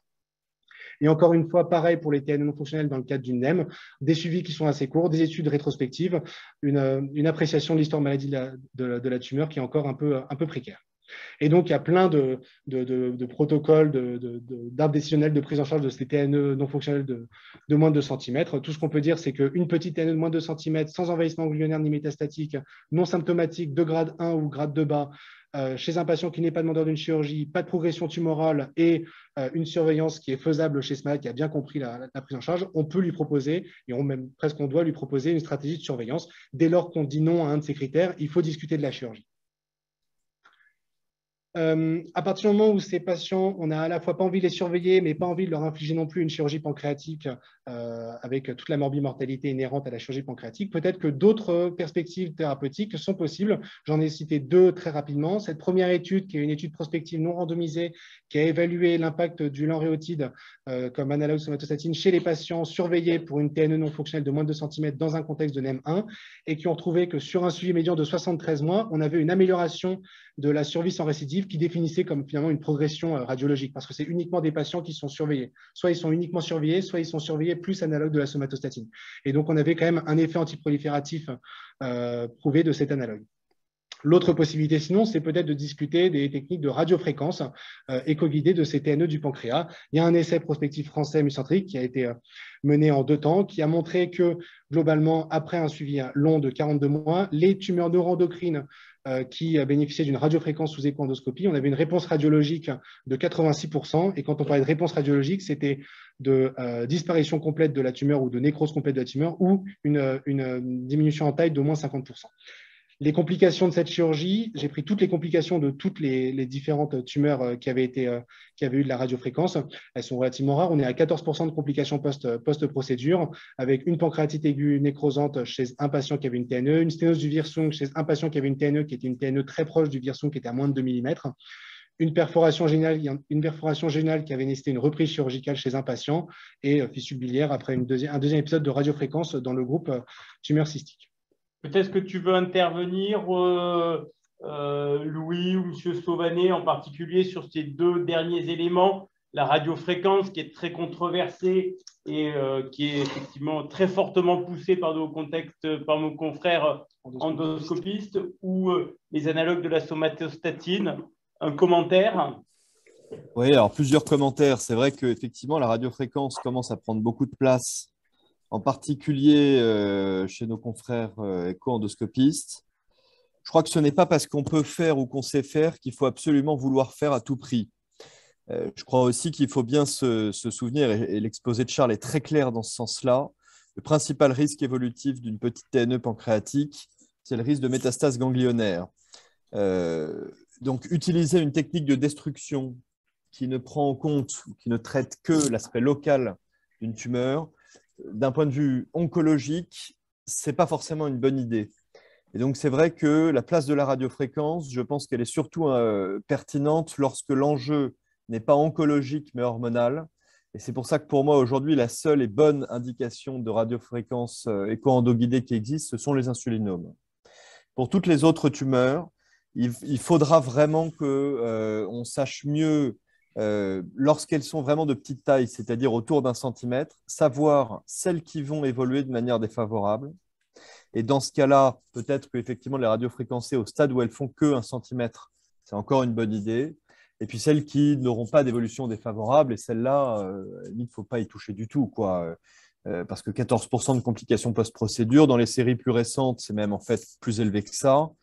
Bon, c'est un peu difficile encore d'être convaincu à ce stade, quoi. Et puis, encore une fois, on manque de recul, quoi. Je crois qu'il faut être très, très, très prudent. C'est-à-dire que là, on a 14 malades. Ce n'est même pas l'équivalent d'une phase 1 médicamenteuse. On a des suivis qui sont très courts avec des taux de réponse qui ne sont pas de 100%.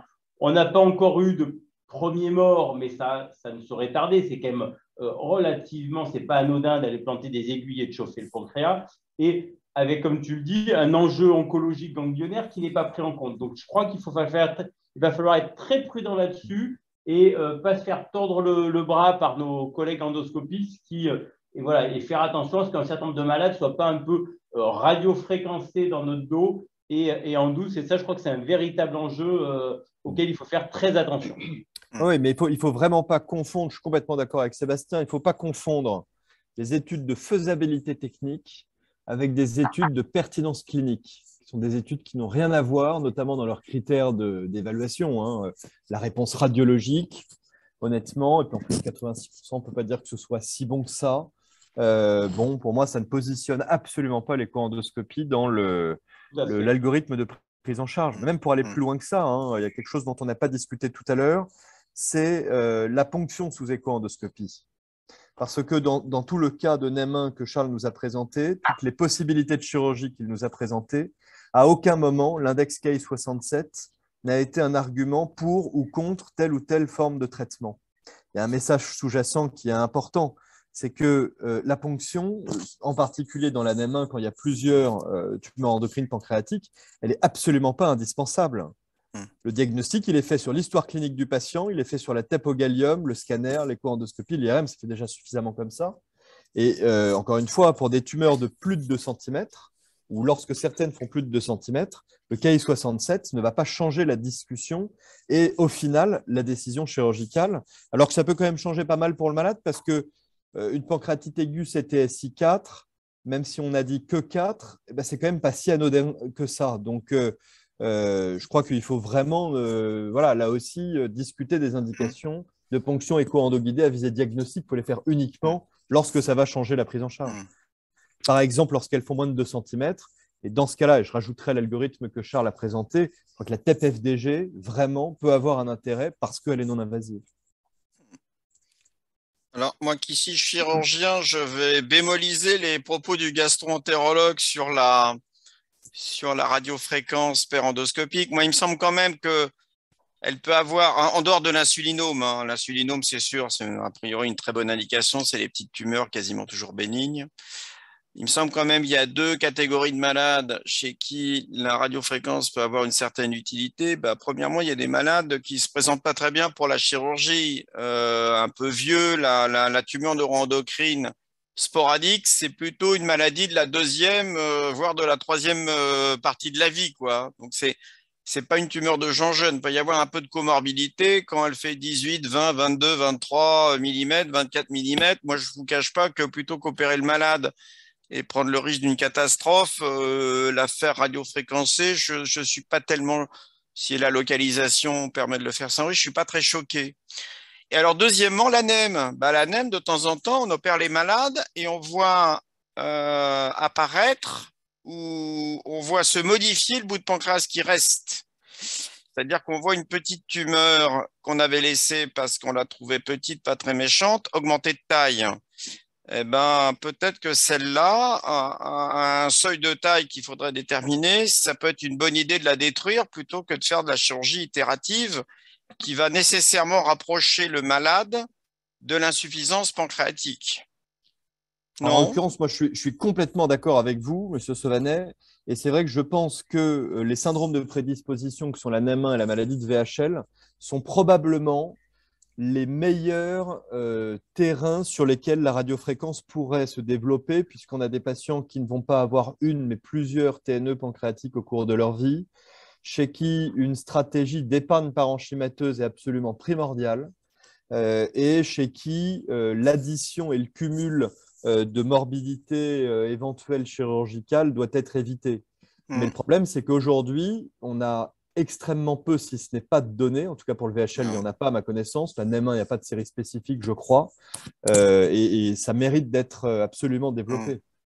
Moi, je mettrais un petit bémol. Je suis tout à fait d'accord sur les syndromes de prédisposition où là, c'est l'affaire de centres très experts, un petit volume de malades. Je mettrais un petit bémol sur le malade borderline et limite, c'est-à-dire que vous dites la DPC, c'est un peu lourd pour une TNE de 18 mm. Chez ce malade de 79 ans sous Plavix. 74. Sous Plavix. J'aurais tendance à vous dire que l'espérance de vie attendue de ce malade, spontanément, elle est de 10 ans. Mais si demain, il développe une métastase ganglionnaire et dans 8 ans, une métastase hépatique, elle sera probablement de 10 ans. Donc, je ne suis même pas sûr que chez ce malade, la radiofréquence ait un intérêt, c'est-à-dire qu'elle peut être morbide et la CTSI4 sous Plavix, etc., il peut y avoir des catas. Et je ne suis pas sûr que la chirurgie prophylactique de TNE à 78 ans ou 74 ans puisse avoir un intérêt. Donc, je crois qu'il faut vraiment, c'est un peu comme les TIPMP des canaux secondaires, il faut vraiment bien se poser la question du bénéfice-risque d'une chirurgie prophylactique chez ces patients. Bon, à suivre. Exactement, le débat n'est pas clos. Donc, on a déjà un peu balayé les tumeurs neuroendocrines non fonctionnelles du pancréas. Et maintenant, on va s'intéresser au gastrinome et au gastrinome de Monsieur C. D'abord, avant de parler du gastrinome dans le contexte de NEM1, le gastrinome dans le contexte sporadique. Il y a 3 enjeux dans le gastrinome. Le premier enjeu, c'est un enjeu qui est carcinologique. Il y a un enjeu également qui est endocrinien. Et on le verra après, il y aura un enjeu qui est plutôt dit, entre guillemets, de repérage, ou en tout cas, les difficultés dans la localisation de ces tumeurs. L'enjeu carcinologique, il est double. C'est globalement, les gastrinomes sporadiques, c'est des tumeurs qui ont quand même un moins bon pronostic. Elles sont plus souvent malignes, 60-70%, plus souvent métastatiques au niveau ganglionnaire, et elles peuvent être plus volontiers multiples. Leur localisation est préférentiellement dans le cadre duodénopancréatique, dans le triangle Stabile-Passaro, avec quelques raretés qu'on peut trouver en intrahépatique ou dans les voies biliaires. L'enjeu endocrinien, il y a encore quelques années, c'était vraiment l'enjeu numéro 1, l'enjeu majeur, et les patients mouraient avant tout des soucis endocriniens plus que des soucis carcinologiques. Ça a été complètement transformé avec l'apparition des IPP et de l'efficacité des IPP sur le profil sécrétoire de ces gastrinomes, qui initialement, effectivement, présentaient des ulcères duodénaux multiples, compliqués, distaux, au-delà de D2, avec des volumineuses diarrhées, une insuffisance rénale aiguë fonctionnelle, des œsophagites, etc., etc.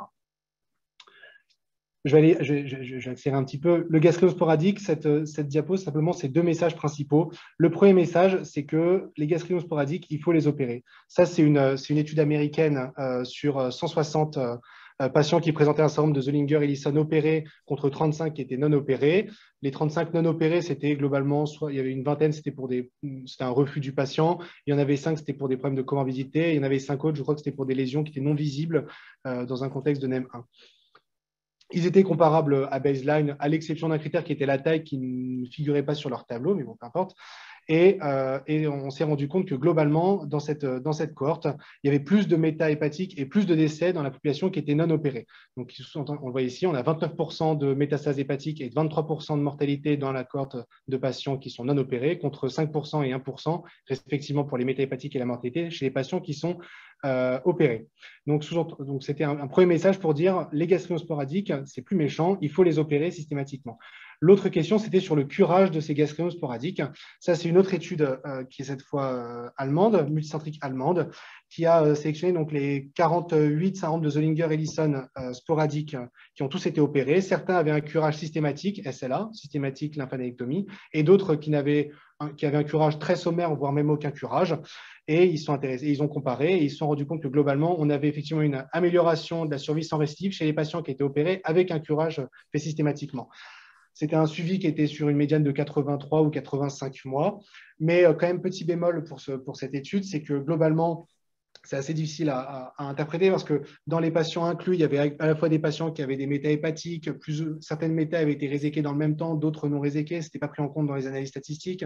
Par ailleurs, la chirurgie n'était pas la même. Il y en avait certains qui avaient une DPC dans un contexte de gastrinome sporadique, d'autres qui avaient juste des duodénotomies ou des exérèses, des énucléations pancréatiques, et le curage qui était encore… On voyait tout dans le curage. Il y avait des curages avec un ganglion avec des curages, au contraire, où on avait 34 ganglions sur la pièce opératoire. Donc, Difficile à interpréter, ça reste des études rétrospectives, mais en tout cas, il y avait un message, un indice, un indicateur qui disait probablement qu'il faut quand même faire un curage systématiquement pour ces gastrinomes sporadiques. Et je vous ai parlé ensuite de l'enjeu de repérage, parce que ces gastrinomes sporadiques, ce sont des tumeurs qui sont souvent de petite taille, 10 à 20% des cas multiples, mais finalement, dans 10% des cas, à peu près, c'est assez fluctuant, mais on peut retenir le chiffre de 10%, on ne retrouve pas la lésion sur le bilan morphologique, malgré un bilan complet, que ce soit par imagerie, endoscopie, etc. Et donc, la question, c'est comment essayer d'améliorer ce repérage de gastrinome. On avait une première étude qui est finalement plutôt une étude de cohorte, une étude de pratique, qui s'est intéressée à 35 patients présentant un syndrome de Zollinger-Ellison opérés. Ils ont essayé les différentes techniques de repérage péropératoire en montrant que la palpation permettait de diagnostiquer 61% des lésions, la transillumination 64%, et finalement la duodénotomie permettait de diagnostiquer 100% des lésions. Donc, il y avait un petit plus à la duodénotomie systématique. Autre étude qui a renforcé le recours à la duodénotomie systématique, c'est une étude où une cohorte de malades, 143 malades, il y en avait certains qui étaient opérés avant 1987 où dans ce centre, ils ne faisaient pas de duodénotomie systématique, et au contraire, après 1987 où ils faisaient de la duodénotomie systématique. Et ils se sont rendus compte qu'après comparaison, avant duodénotomie systématique, il y avait 75% de pièces d'impact où on ne retrouvait pas de gastrinome, alors que c'est des patients qui étaient opérés pour un Zollinger-Ellison, et tandis qu'après duodénotomie systématique, on était à 98% de lésions retrouvées. Ils ont comparé ça également à l'analyse de survie et se sont rendus compte qu'avec duodénotomie, on avait une amélioration de la survie sans récidive. On vous avait mis une vidéo de duodénotomie, mais je pense qu'on va passer pour des soucis de temps. Voilà. Et donc, la question, c'est une fois qu'on a dit que pour le gastrinome, dans un contexte sporadique, il fallait tous les opérer et leur faire systématiquement un curage, la question, c'est pareil, est-ce que dans les NEM1, c'est la même chose? Et là, par contre, ça va être un petit peu différent parce que le profil des gastrinomes dans la NEM1 est probablement un peu différent que dans les cas sporadiques. Premièrement, on peut peut-être penser que les gastrinomes dans le contexte de NEM1, c'est des tumeurs qui sont un peu moins agressives. Avec néanmoins un envahissement ganglionnaire qui est important. Il y a cette étude qui est intéressante et qui résume un peu cette prise en charge des gastrinomes dans le contexte de NEM1.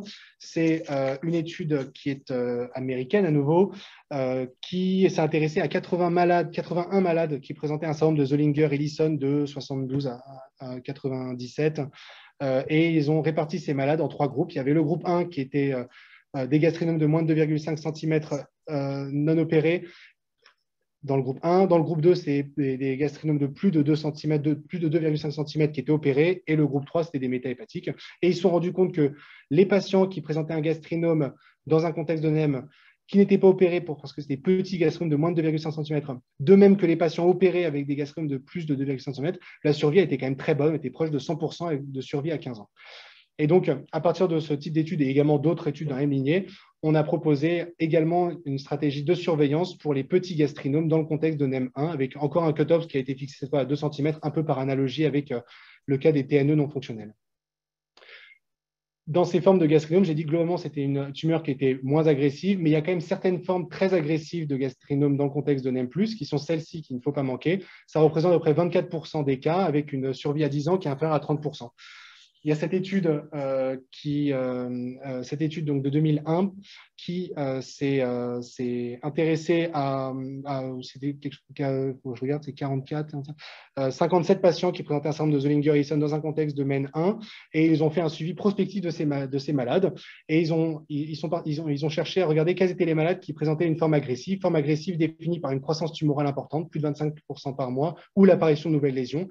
Et en analyse multivariée, ils ont défini plusieurs critères qui pour eux étaient prédictifs d'une forme agressive, qui étaient principalement l'hypergastrinémie, la présence de tumeurs de plus de 3 cm et la présence de métastases hépatiques. Dans leur série, mine de rien, il n'y avait pas 24% de formes agressives, on était plutôt autour de 14%, pardon, mais probablement que c'est un chiffre qui est sous-estimé parce qu'il y a quand même pas mal de malades opérés, il y avait 72 ou 75% des malades opérés. L'autre question, c'est chez ces gastrinomes dans un contexte de NEM, quelle est la place de la DPC dans ce cas? On pourrait très bien se dire, si je retire tout le cadre duodénal, je suis débarrassé des localisations duodénales de gastrinome. Et donc, il y a quelques études qui sont intéressées en comparant DPC versus duodénotomie. Elles sont à peu près raccords sur les conclusions. La première, c'est qu'il n'y a généralement pas d'amélioration en termes de survie globale. Par contre, en termes de survie sans récidive, effectivement, la DPC faisait mieux, mais il faut aussi prendre en compte le fait que la DPC se fait peut-être mieux en termes de survie globale, mais il reste toutes les complications liées à la chirurgie, la morbimortalité de la DPC et surtout le risque de fistule qui, dans cette population, est très élevé compte tenu du fait qu'il s'agit de pancréas plutôt mou avec un virsung fin.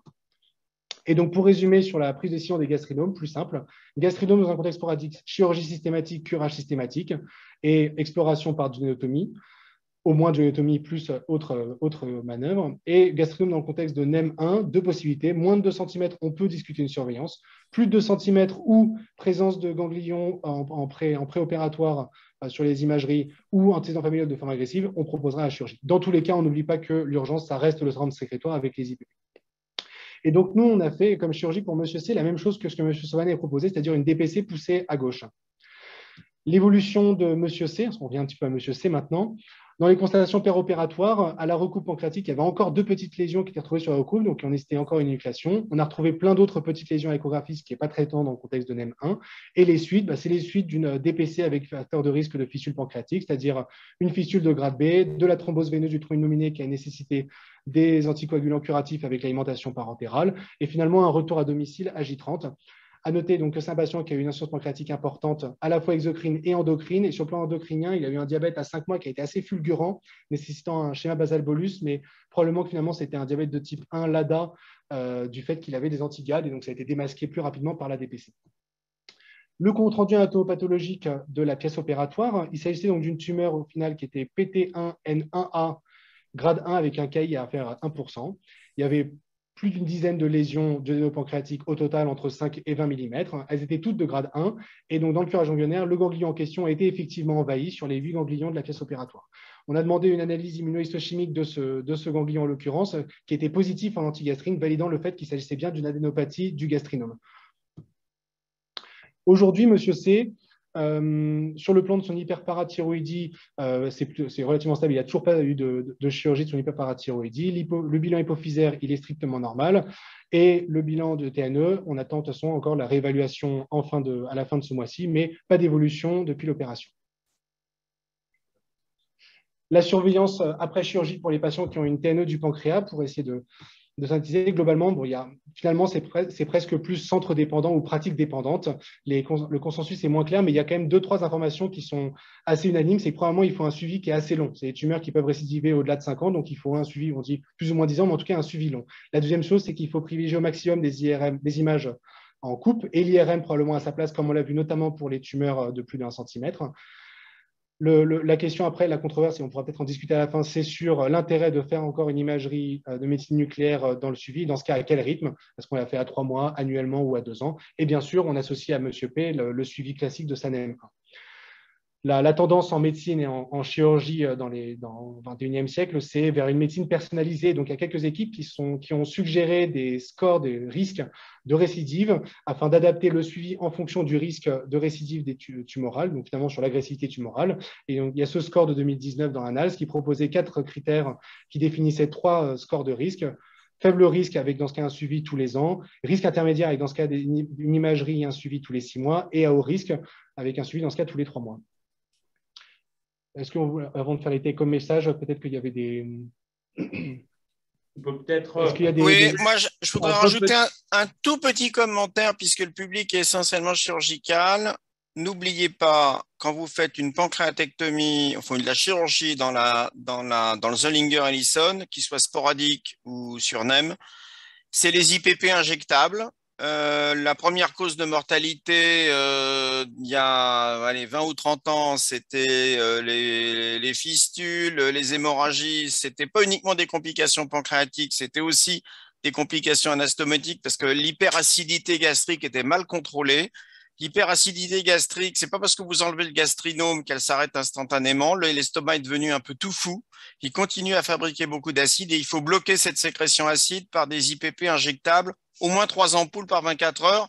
Tant que le malade ne mange pas bien, comme il peut avoir de la gastroparésie, ce n'est pas forcément le traitement, les IPP injectables, qu'il faut arrêter lorsqu'on commence à réalimenter le malade. Il faut être sûr que les gélules d'IPP vont jusqu'à leur cible, c'est-à-dire l'intestin et l'organisme entier. Voilà, c'est le message que je voulais faire passer. Allô? Merci, oui. Très bien. On va du coup là rapidement conclure parce que les gens vont commencer à avoir faim et surtout soif. J'aimerais que personne ne se déshydrate en ces temps de forte chaleur. Et je vais donc laisser Charles conclure.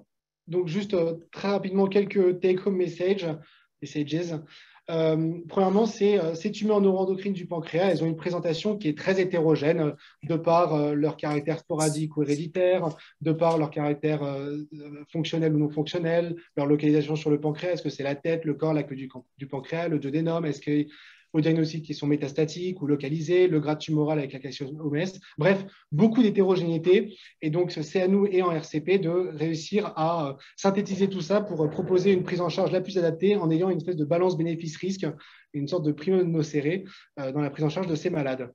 Au niveau des NEM1, juste 2-3 messages très importants pour la NEM1. Globalement, la NEM1, ce qui tue, c'est les TNE du pancréas et c'est les TNE du thymus. Le spectre des 4P, comme je vous l'ai dit, des 3P+, le 4e P. Très important dans la NEM1, c'est l'acharnement diagnostique. Il ne faut pas hésiter à multiplier les différents examens d'imagerie avec justement surligner l'écho-endoscopie qui a vraiment toute sa place et tout son sens dans la NEM1 avec la duodénoscopie. Dans le cas des gastrinomes, probablement que c'est des tumeurs qui sont un peu moins agressives que dans le cas des formes sporadiques. Et donc, on peut proposer une stratégie de surveillance dans les gastrinomes qui font moins de 2 cm, où il n'y a a priori pas de ganglion préopératoire et où il n'y a pas de critère d'agressivité. Sinon, on proposera la chirurgie, le curage et l'exploration complète du cadre duodénal en associant pareil à la fois de la palpation, de l'échographie, de la duodénotomie, etc.